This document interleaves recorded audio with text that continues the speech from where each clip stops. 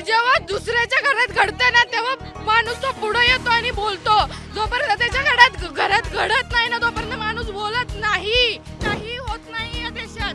इथं फक्त रेप होत राहतील. आज आपण तिच्यासाठी उभा आहे, आज इथं परत पुन्हा दुसऱ्यासाठी उभा राहू, बाकी काही होणार नाही. त्यामुळं त्या नराधमाला आजच शिक्षा व्हायला पाहिजे होती. नसरापूरमध्ये एक धक्कादायक घटना समोर आलेली आहे. एका 4 वर्षाच्या चिमुरडीवर 65 वर्षाच्या व्यक्तीने अत्याचार केला. अत्याचार करून त्या व्यक्तीने त्या चिमुकलीचा खून देखील केला. या सगळ्या घटनेमुळे नसरापूरकर आक्रमक झाले. त्यांनी नसरापूर बंद ठेवलेले आणि त्याचबरोबर रास्ता रोको देखील केला होता. आरोपीला तात्काळ फाशीची शिक्षा द्यावी अशी मागणी नसरापूर ग्रामस्थांनी केलेली आहे.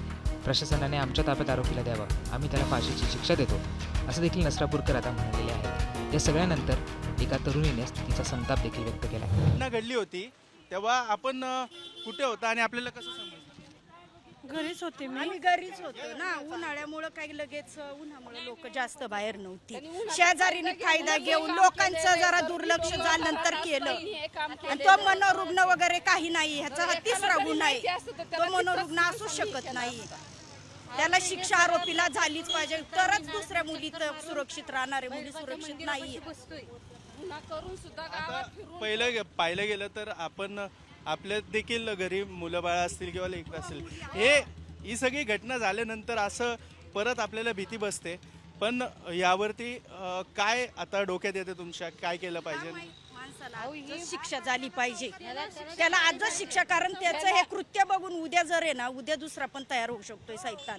तो म्हणून त्याला काय शिक्षा झाली, मग त्याला नाही, तो सुटला, मी पण सुरक्षित बाहेर येणार ना. त्यामुळं त्या नराधमाला आजच शिक्षा व्हायला पाहिजे होती, लगेचच्या लगेच.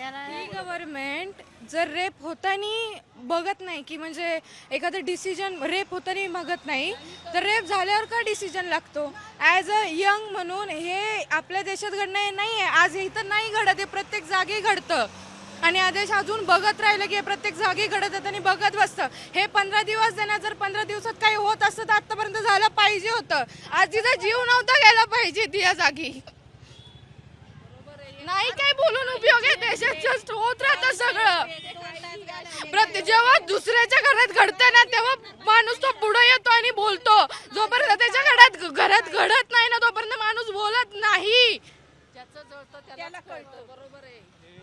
अतिशय उद्विग्न करणारी, संतप्त करणारी आणि आक्रोश व्यक्त करणारी प्रतिक्रिया आहे. सगळं फक्त बोलत राहणार. अजून हे 2 तास झालेलं, अजून ते 2 तास बसवतील आम्हाला तिथं. त्यापुढे काही होत नाही या देशात. इथं फक्त रेप होत राहतील. आज आपण तिच्यासाठी उभा आहे, आज इथं परत कुणा दुसऱ्यासाठी उभा राहू, बाकी काही होणार नाही.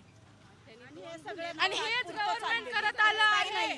आजच्या दिवस जाणार, उद्या सगळं जनता शांत झाली पाहिजे होते. इथं त्यांनी जस्टिस दिला पाहिजे होता. जर रेप झाल्यावर एवढा जस्टिसला वेळ लागतो आणि जेव्हा शिवेगाळ होतात एका शो मध्ये तेव्हा जस्टिसला भेटायला वेळ नाही लागत. इथं का वेळ लागतो जस्टिस भेटायला? As a government, as a young generation म्हणून तुम्ही जर असं आम्हाला वागवत असाल तर आम्ही आमच्या देशासाठी काय करण्याची इच्छा राहील जर आम्हाला न्यायच नसेल भेटत तर. सो तुम्ही इथं ऍक्शन घ्या, नाही तर आम्हालाच काहीतरी ऍक्शन घ्यावी लागेल. अतिशय संतप्त आणि आक्रोश करणारी ही प्रतिक्रिया या सगळ्या महिलांकडनं व्यक्त होताना दिसत आहे. मात्र आता याच्यावर कारवाई काय होईल आणि किती दिवसात होईल हे देखील पाहणं महत्त्वाचं असणार आहे. आज या ग्रामस्थांनी कडकड बंद तरी पाळलेला आहे. ह्या घटनेवरती रोष व्यक्त केलेला आहे. इकडे आमदार आले, प्रशासन आलं, पण आता याच्यावरती कारवाई ठोस पद्धतीने होईल का, त्यांच्या मागणीनुसार होईल का, हे पाहणं महत्त्वाचं असणार आहे. कॅमेरा पर्सन गोपाळ हरणेसह मी आदित्य पवार, मुंबई तक.